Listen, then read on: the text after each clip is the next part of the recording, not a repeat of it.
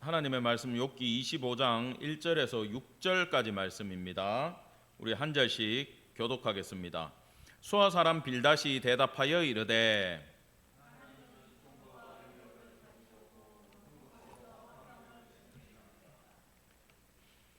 그의 군대를 어찌 계수할 수 있으랴. 그가 비추는 광명을 받지 않은 자가 누구냐.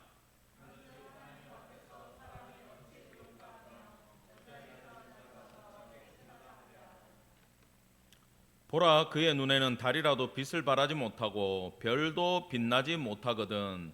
하물며 구더기 같은 사람, 벌레 같은 인생이랴. 아멘. 오늘 말씀의 제목은 절반만 아는 지식인 빌닷입니다. 이제 그 친구들과 대화가 3명의 친구들과 3번의 사이클이 돌아간다고 얘기했어요. 엘리바스는 3번 끝냈고요. 빌닷은 오늘이 3번째입니다. 그리고 소발은 지난번에 나온 이후로 이제는 대화에 등장하지 않습니다. 그 빌닷의 3번째 이 논쟁의 특징이 가장 짧아요. 우리가 읽었듯이 6절밖에 안 됩니다. 더 이상 할 말이 없어요. 이 3명의 친구가 욥 1명을 상대해가지고 설득하지를 못하고 있어요. 지식인이라고 자기 지역에서는 제일 똑똑한 사람들인데 욥하고 대화 가운데 같은 이야기만 반복하다가 이제 끝이 나는 겁니다. 왜냐하면 그 친구들은 하나님에 대해서 사실은 정확하게 알지를 못해요. 욥은 하나님과의 경험이 있기 때문에 비록 지금 자기가 당하고 있는 고난의 원인은 알지 못하지만 그 마음에 절실함이 있기 때문에 욥은 아프고 힘들고 심적 고통 가운데 있을지라도 끝까지 이 대화를 이어나갈 수 있다라는 겁니다. 이번에 빌닷은요, 이 짧은 이야기 가운데 하나님의 주권, 전능하심, 그 다음에 인간의 한계를 얘기하는 건 다 맞는 이야기예요. 하나도 틀린 얘기가 없어. 그런데 이제 돌려서 간접적으로 하나님의 높으심과 인간의 미약함을 얘기하면서 욥을 간접적으로 정죄하고 있어요. 저는 대놓고 네가 잘못했다, 회개해라, 못하겠다 이러고 싸우는 게 낫다고 생각해요. 이렇게 삥삥 돌려가지고 하나님의 이름으로 간접적으로 정죄하는 이 행위가 더 나쁘다고 생각합니다. 여러분, 아무리 내하고 의견이 안 맞아도 있잖아요. 오늘이 마지막이라고 칩시다. 이제 이야기하고 더 이상 얘기를 안 할 거예요. 그러면 여러분 꼭 이렇게 얘기를 해야 됩니까? 간접적으로라도 정죄를 해야 되나요? 욥아, 힘들지, 아프지, 고생 많다, 미안하다, 마음을 풀어라, 하나님이 역사해 주시겠지, 은혜가 있겠지, 같이 기도하자, 이렇게 좋게 얘기해 주면 얼마나 좋아요.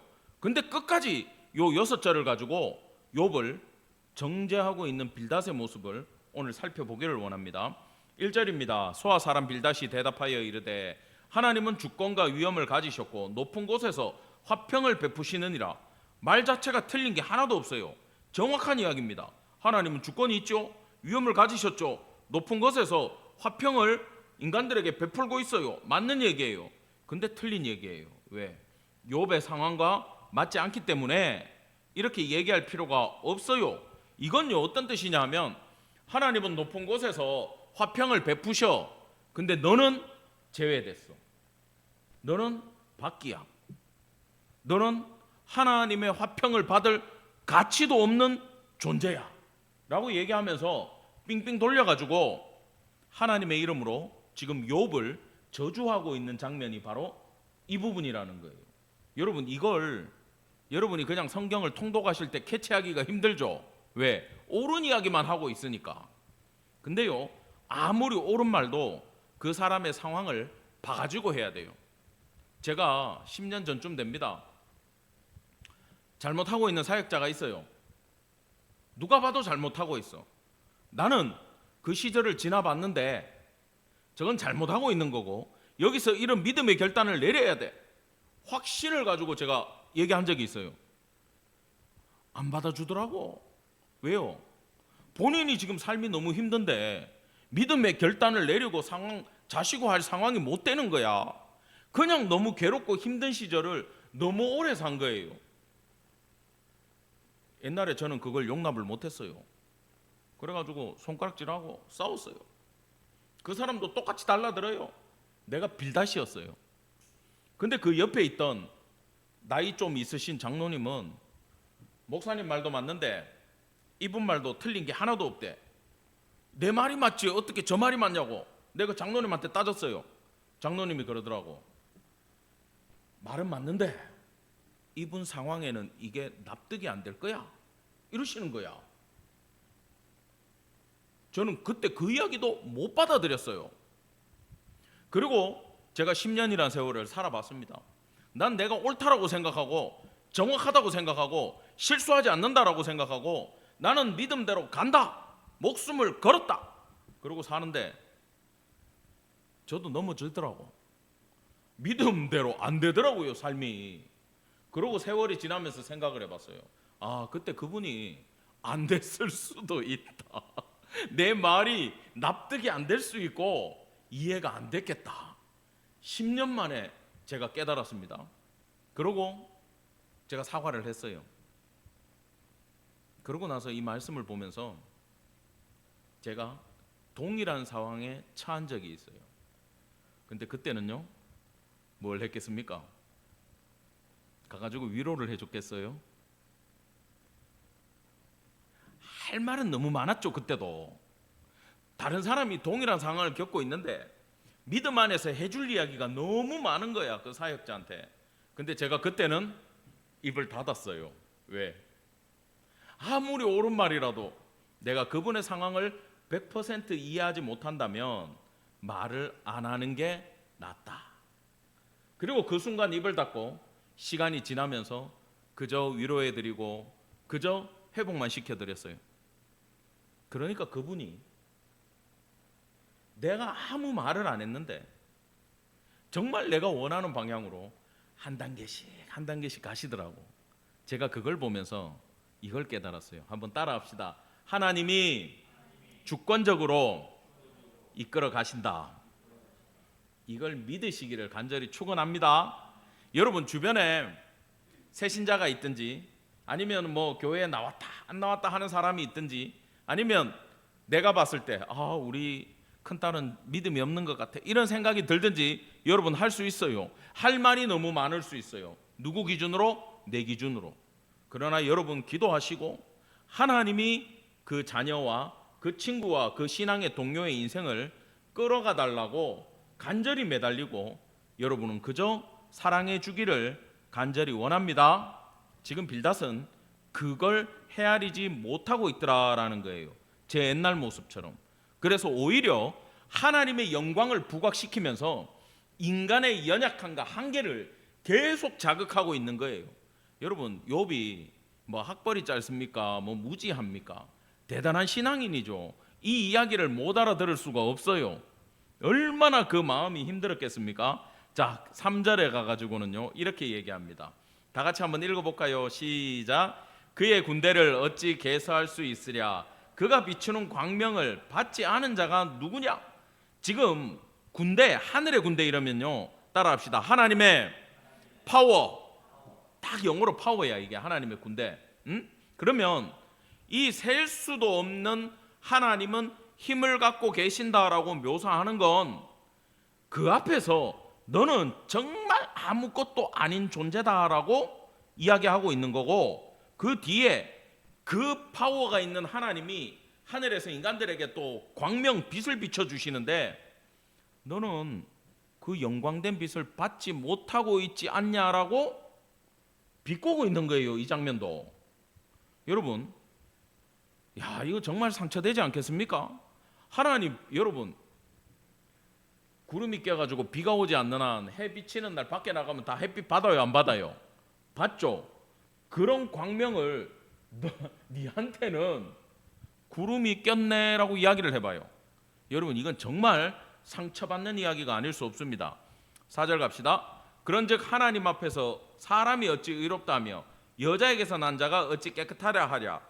그런즉 이러면은 이 문장에서 결론을 얘기하는 거예요. 여러분 이것도 너무 맞는 얘기입니다. 모든 인간은 원죄를 가지고 태어나요. 그런데 이 원죄를 가지고 욥을 정죄하면요, 문제가 뭐가 되냐면 모든 인간이 다 깨끗하지 않잖아요. 그러면 모든 인간이 욥처럼 고난을 받아야 되는 게 되는 거예요. 이 이야기를 하는 빌닷조차도. 그래, 이 말은 절대 하면 안 되는 얘기예요. 여러분, 빌닷이 하나님에 대해서 온전히 알았다면, 지금 그 하나님의 의로움과 높으다라는 걸 칭찬했으면 그 하나님의 위로가 나한테도 있겠지, 기대해보자라고 결론을 지어줘야 돼. 근데 지금 무슨 얘기를 하냐 하면, 사람한테서 난 모든 인간은 더러울 수밖에 없다, 고로 너는 더러운 존재다, 그렇게 정죄하면서 빨리 너의 더러운 죄를 하나님 앞에 인정해라라고 오늘 마무리 짓는 그 시점에까지도 정죄하며 회개만을 촉구하고 있는 빌닷의 모습이 여실히 드러나고 있다라는 거예요. 자, 5절과 6절입니다.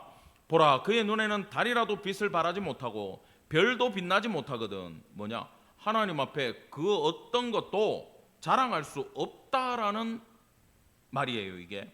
자, 하물며 구더기 같은 사람, 벌레 같은 인생이랴. 여러분, 하물며 이러면 그럼에도 별도 빛 안 나고 달도 빛 안 나는 존재지만, 하물며 그럼에도 너 같은 죄인에게도 하나님의 은혜가 있기를 바란다, 이 한마디 해주면 얼마나 좋아. 근데 끝까지 벌레, 구더기를 가지고 와가지고 욥 너는 이런 존재다라고 욕을 하고 있는 거예요. 너 이건 뭐냐 하면은 너는 세상에서 아무 가치도 없는 인간이야 라고 얘기를 하고 있다라는 겁니다. 여러분, 우리는 이렇게 얘기 안 할 것 같죠? 이게 언제 나오는지 아세요? 여러분, 부부싸움 하면 여기 계신 분들은 잘 참는 성격이라 가지고 부부싸움 해도 조용조용하게 얘기할 것 같은데, 부부싸움 하면요, 서로 소리를 솔직히 지릅니까 안 지릅니까? 지르죠. 남편들도요, 보통은 남자들은 다 참고 넘어가다가 남자들도 소리칠 때가 있습니까 없습니까? 대답을 못 하시는데 있어요. 남자가 소리를, 요즘 시대의 남자가 부부싸움에서 언제 소리를 치느냐? 따라합시다. 내가 옳다고 믿을 때, 사람이요, 내가 옳다고 믿을 때는요, 억울하면 무슨 소리 계속 들으면 반드시 한마디 하게 돼 있습니다. 그때는 여러분, 이것 때문에 싸움이 나는 거예요. 내가 옳기 때문에 싸움이 나는 거예요. 여러분, 세상의 모든 공동체 중에 싸움이 제일 많이 나는 공동체가 어딜 것 같아요? 교회입니다. 교회에서 왜 싸움이 나는지 아세요? 니도 기도하지? 나도 기도한다. 누구 기도가 더 센가 해보자. 지금은 그럴 일이 없지만 여러분, 그 건축하면서 갈라지는 교회들이 많아요. 그러면 여기 건축해야 된다, 저기 건축해야 된다, 어디는 가면 안 된다, 아직 여기 남아야 된다.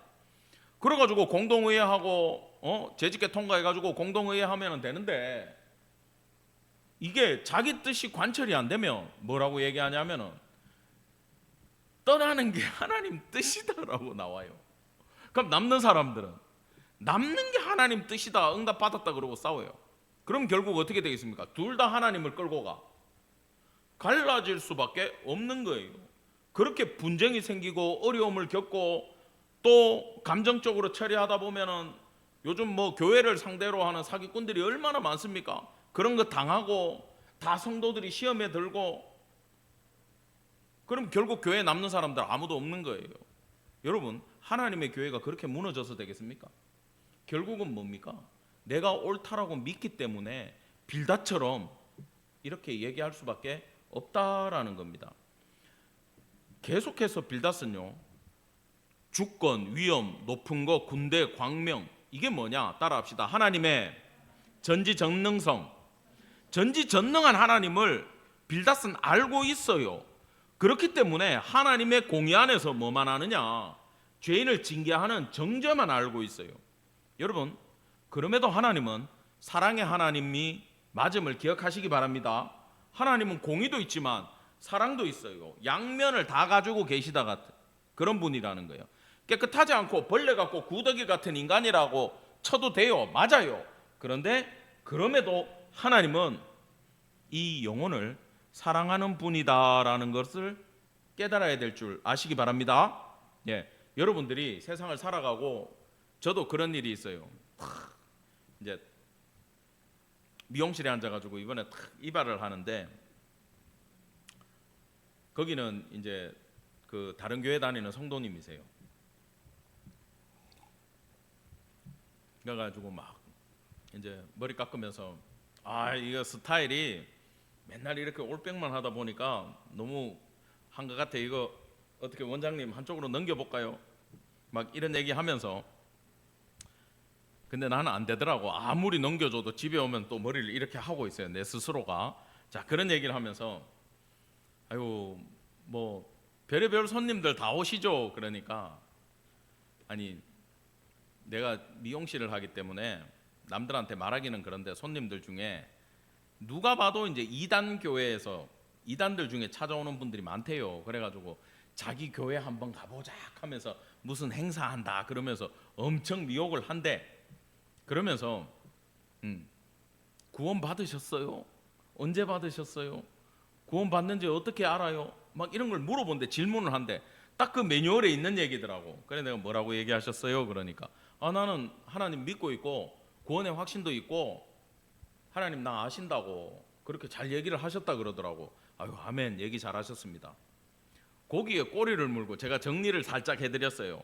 자, 한번 따라합시다. 우리도 하나님과의 관계성, 이게 신앙의 1번이에요. 천지를 창조하신 그 하나님이, 이거 다 기억하셔야 돼. 그 잘 안 믿는 사람, 신앙이 없는 사람 만나가지고 전도할 때 여러분 꼭 필요해요. 1번이 관계성인데, 이 관계성이 뭐냐면은 천지를 창조하신 하나님이 나를 아시고 나를 사랑하셔서 예수의 보혈로 자녀 삼으셨기 때문에 나는 그 하나님과 관계성이 있다. 나는 그래서 구원받았고 내가 기도하면 들으시고 하나님이 나한테 원하는 걸 나도 알고 있다. 이 관계성 안에 살아가야 된다는 게 1번이고요. 2번은 한번 따라 합시다. 하나님을 향한 방향성, 이게 중요해요. 이게 뭐냐? 여러분, 교회 안에서 목사고 장로고 일을 선교사고 아무리 충성해도 내 마음이 다른 곳을 향하고 있으면, 내가 물질을 위해서 이 일을 한다, 가족을 위해서 이 일을 한다 그러면 이 사람은 하나님을 향한 방향성이 틀린 거예요. 교회도 잘 못 오고 힘들고 어려운 상황 속에 뭐 군대가 있고 해외가 있고 어려운 삶을 살아간다고 해도 이 영혼이 나는 주님을 바랍니다. 하나님 나를 도와주세요. 내 연약한 모습 주님 이해해 주세요. 저는 주님을 의지합니다. 하나님밖에 없습니다. 라고 하나님 똑바로 바라보고 있으면 아무리 교회에서 먼데 있더라도 그 사람은 올바른 신앙의 길로 갈 수 있음을 여러분 기억하기 바랍니다. 이 두 가지가 다 필요한 거예요. 그런데 이 빌닷은 절반밖에 모르고 있다라는 겁니다. 여러분, 다윗은요, 우리가 오늘 불렀던 시편 8편의 찬양을 들어보면 그 하나님에 대해서 다윗은 정확하게 알고 있었어요. 자, 처음에는 하나님의 전능성과 파워에 대해서 얘기해요. 여호와 우리 주여, 주의 이름이 온 땅에 어찌 그리 아름다운지요. 주의 영광의 하늘을 덮었나이다. 주의 대적으로 말미암아 막 쭉 얘기를 해요. 원수들과 보복자들 잠잠하게 하시고 주의 손가락으로 베풀어 주신 저 모든 걸 보니까 너무 아름답습니다. 하나님 짱입니다. 하나님의 전능성에 대해서 다윗은 정확하게 선포를 해요. 그 다음에 오늘 본문에 그런즉 빌닷의 그 중간 결론을 내리는 데 가가지고 하나님, 그럼에도 불구하고 그 영광된 하나님이 연약하고 미천한 인생을 돌보시는 분임을 압니다. 이게 무슨 얘기입니까? 4절 다 같이 시작. 사람이 무엇이기에 주께서 그를 생각하시며 인자가 무엇이기에 주께서 그를 돌보시나이까. 맞잖아요. 지금 그 전능하신 하나님이 이 미천한 인생을 돌보고 있다라는 고백을 다윗은 정확하게 하고 있는 거예요. 하나님과의 관계성 안에서 그 사랑을 얘기하고 있어요. 뒤에 가니까 여러분, 빌닷은 구더기 같은 인생, 벌레 같은 인생, 이렇게 사람에 대해서 평가하고 있는데 하나님과 동행하니까 그 인간이 존귀하더라라고 다윗은 고백하고 있어요. 사람을 하나님보다 조금 못하게 하시고 영화와 종기로 관을 씌우시고, 이걸 왜 받아요? 하나님이 함께 주시니까 누리는 영광이란 말입니다. 이 땅을 같이 다스리게 하고 짐승들을 다스리게 한다.